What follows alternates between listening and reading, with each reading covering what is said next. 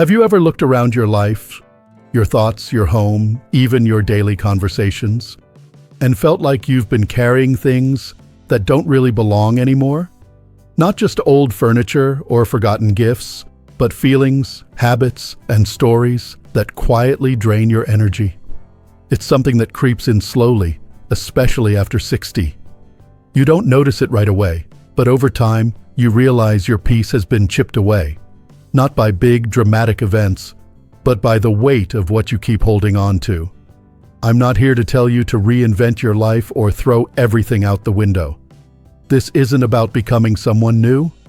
It's about returning to who you truly are, beneath the noise, the guilt, and the expectations. And to do that, we have to start by gently laying down a few things that no longer serve us. Some of them may surprise you. But once you let them go, even one at a time, you'll notice your heart feels a little lighter, your days feel a little freer, and your joy isn't so hard to find. Let's start right here, with one of the sneakiest burdens of all, the habit of constant complaining. It may not sound like a big deal at first. After all, isn't it natural to mention the pain in your back or how the weather's messing with your knees again? But here's the thing, complaining doesn't just describe what's wrong, it starts to define how we see the world. And the more we give our voice to what's hurting, the less room we leave for what's healing. I remember Margaret, a woman I met in Tennessee who had lost her husband several years earlier. Every time we spoke, she'd say, "It just doesn't mean anything anymore." Her grief was real.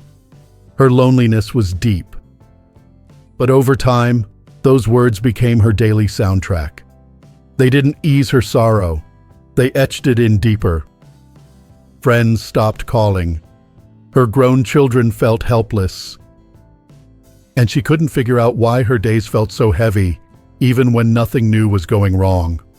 The truth is, her words were painting the walls she felt trapped inside. The danger with complaining is that it often feels like release, but it slowly locks you into a role of someone powerless, stuck, and small. And that's not who you are. You've lived through decades of life, love, mistakes, and miracles. That strength is still inside you. So instead of saying, "I'm tired of feeling like this," try saying, "Today, I need to do one thing that lifts me." It's a small shift, but it returns the power back to you.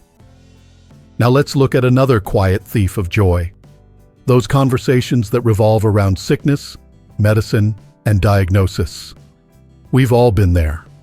A group gathers, someone brings up their blood pressure, and within minutes, everyone's listing prescriptions like it's a contest. It's easy to fall into that loop. After all, health is a big part of aging. But when the only stories we share are about what's going wrong in our bodies, we start to believe that pain is all there is left. It's not about denying reality. It's about refusing to let it take over the entire story. I met Carl from Arizona, who was still active in his local community center. He told me something that stuck. "I don't ignore my arthritis, but I don't hand it the microphone either." That's wisdom. Because when we choose to talk about small joys, like a grandchild's drawing, a new book, or even how beautiful the trees look this week, we create space for hope. And hope, at any age, is fuel for the soul. Next time you find yourself in a conversation circling around symptoms and side effects, try this. Gently ask someone about a favorite memory or what made them smile this week. You'd be surprised how many people are just waiting for permission to talk about something uplifting. And when you shift the topic, you don't just lift your own spirit, you give everyone around you a breath of fresh air. Now there's another burden that might hit closer to home than you expect, the habit of comparing your life to someone else's. It's something that sneaks up on you. You might see your neighbor heading off on another vacation, your old college friend posting pictures from a cruise, or your cousin bragging about their perfect garden on Facebook. And suddenly you start wondering, did I miss something? Did I fall behind? But here's the truth. Every person walks a path that's shaped by choices you can't see. Behind every postcard perfect life is a pile of private struggles. And your journey, yes, your journey, is not less valuable just because it looks different. Linda from Ohio once told me, "I used to feel ashamed because my daughter doesn't visit often, while my friend's family is always around. But then I remembered, I spent years helping my daughter through recovery, and now she's building her own life. That's something I helped make possible." That shift in perspective changed everything for her. Your life isn't a race. It's a tapestry. And the stitches that seem messy today may one day reveal the most meaningful part of the whole pattern. So instead of looking sideways at what others have, try looking back at what you've overcome. Give yourself credit. You've made it through storms that no one saw. And you're still here, still growing, still writing your story. What we've talked about so far are just the beginning. You don't need to fix your whole life in a day. Just start by recognizing one weight you're ready to set down. Is it the way you talk about your aches? The way you let illness dominate your conversations? Or that voice in your head whispering that someone else's life turned out better? Even letting go of one of those can open up more peace than you've felt in years. And the beauty of being over 60 is this: you've earned the right to choose peace. You've earned the right to live free from unnecessary burdens. And most importantly, you've earned the right to rewrite your own story, starting today. Sometimes the things that weigh us down the most aren't thoughts or words, they're objects. Silent, motionless things that sit in corners or drawers, but carry emotions heavier than we realize. I once met a woman named Carol in Oregon. She had a perfectly lovely home, but something about it felt tense. As we talked, she pointed to an old recliner in her living room and said, "That was my ex-husband's favorite chair. He left 15 years ago, but I couldn't bring myself to get rid of it." And every day, without realizing it, she sat across from that chair, reliving a feeling of betrayal, of abandonment. Not because she wanted to, but because the reminder was always there. That's the tricky thing about holding on to certain objects. It's not about the physical space they take up. It's the emotional weight they keep pressing into your spirit. You don't need to turn your home upside down or live like a minimalist. But take a quiet walk through your space and ask yourself, what still brings me peace? And what stirs up something else? Guilt, regret, resentment? If something makes your chest tighten or your shoulders droop just by glancing at it, maybe it's time to let it go. Not as a way of forgetting the past, but as a way of releasing it. You're not defined by that pain anymore. You're defined by how you choose to live today. Now let's talk about people. Because the truth is, not every burden is something you can put in a box and donate. Some burdens come with a smile, a phone call, or a family tie. And they show up again and again, not to lift you, but to drain you. You know the kind I'm talking about. Someone who never asks how you're doing because they're too busy unloading their own problems. Someone who always finds a way to bring the conversation back to criticism, gossip, or complaint. Someone who makes you feel like no matter what you do, it's never enough. Sometimes it's a neighbor. Sometimes it's someone closer. And sometimes it's someone you've known most of your life. David, a retired veteran from North Carolina, told me that his brother would call every week. Never to connect, but to lecture, to argue, to guilt trip. And David kept answering, out of loyalty, out of habit, out of fear of being seen as rude. But every time he hung up the phone, he felt smaller, weaker. Finally, he said, "I realized I was letting someone else chip away at my peace because I didn't want to seem unkind. But I was being unkind to myself." Setting boundaries with draining people doesn't mean you don't care. It means you care enough about your well-being to stop giving away pieces of your energy to those who never give any back. You don't have to cut people off, but you can limit how much time, space, and emotional real estate they get. You can choose who gets access to your heart. And speaking of choices, you don't need to explain every single one. Somewhere along the way, especially if you've spent years taking care of others, it starts to feel like your decisions have to be approved by a committee. You cancel lunch plans and immediately feel the need to say, "Sorry, I've had a headache since morning." You decide to skip a family event and you rush to explain, "It's not personal, I'm just tired." You buy yourself something nice, then immediately add, "It was on sale." But let me ask you this. Who made you think your peace needs permission? That your joy needs to be justified?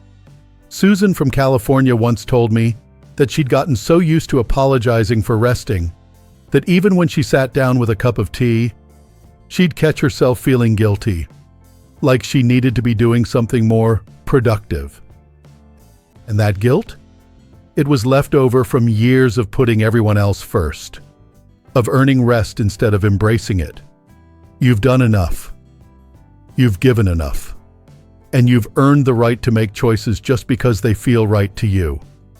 You don't need a reason to rest. You don't need to defend your peace. You don't owe anyone a detailed explanation for how you choose to spend your time. The simple truth is this: your life is your own. And the moment you stop justifying every step, you start walking lighter. You'd be amazed at how much calmer the world feels when you stop asking for permission to feel calm. That's the beauty of this stage in life. You no longer need to prove anything. You just need to protect the peace you've already worked so hard to find. There's a quiet voice that sometimes creeps in when you least expect it. It doesn't shout or accuse. It whispers, "You're too old to change." Maybe you've heard it when you thought about picking up a new hobby, moving to a new place, or simply trying something you've never done before. It's a voice that pretends to protect you from disappointment, but really, it's just fear wearing a familiar disguise. After retirement, or once the routine of life has slowed down, it's easy to believe the best parts are behind you. But that idea that it's too late to start again is one of the heaviest burdens you can carry, because it doesn't just limit what you do, it limits what you allow yourself to dream. I remember Earl, a former truck driver from Kansas, who told me, "For years, I said I'd love to learn guitar, but I figured it was too late. My hands were stiff, and I didn't think I could remember the chords." One day, on a whim, he bought a second-hand guitar. He took 5 minutes a day to practice. Slowly, week by week, he started to play old country songs he used to love. He didn't become famous. He didn't go viral. But he came alive. He smiled more, slept better, and his kids said, "Dad sounds like himself again." That's what change does. It reminds you that you're still in motion, that you're not just here to watch life happen, but to be part of it. Whether it's painting, dancing, walking a different route, or even just rearranging your furniture, every small change says to your soul, "I'm still here. I still matter." Now, I want to talk about something that's even harder to carry than fear, something that ages you more than any number ever could: resentment. It starts small. A comment that cut too deep. A promise broken. A moment of abandonment or betrayal that never got an apology. And instead of healing, it settles in. Quiet, but sharp. You try not to think about it, but when that person's name comes up or when a memory surfaces, it all rushes back. And suddenly, your body tenses. Your chest tightens. Your peace crumbles. Patricia from Michigan once told me, "I still carry what my sister said to me 15 years ago, and she has no idea. But I do. I feel it every time I try to relax, and it creeps in." Holding on to resentment is like carrying a hot coal in your bare hands, hoping it'll burn the other person. But it never does. It only burns you. day after day. Forgiveness doesn't mean what they did was okay. It doesn't mean you have to forget or reconnect. It means you're tired of letting that memory own you. It means your peace matters more than your pride. It means you finally decided that your freedom is worth more than your grudge. Try this. Write a letter to the person or moment that hurt you. Say everything you never said out loud. Then fold it up and tuck it away or burn it. Let that be your turning point. Not for them, for you. Because no cream, no vitamin, no medication restores your youth like letting go of a weight that was never yours to carry forever. And now finally, I want to speak to a truth that many people in their 60s and 70s never say out loud, but feel every day: the idea that you have to earn your peace, that you can only rest when everything is done, that you need to explain your quiet, defend your joy, and justify your decisions so you're not seen as selfish. You don't.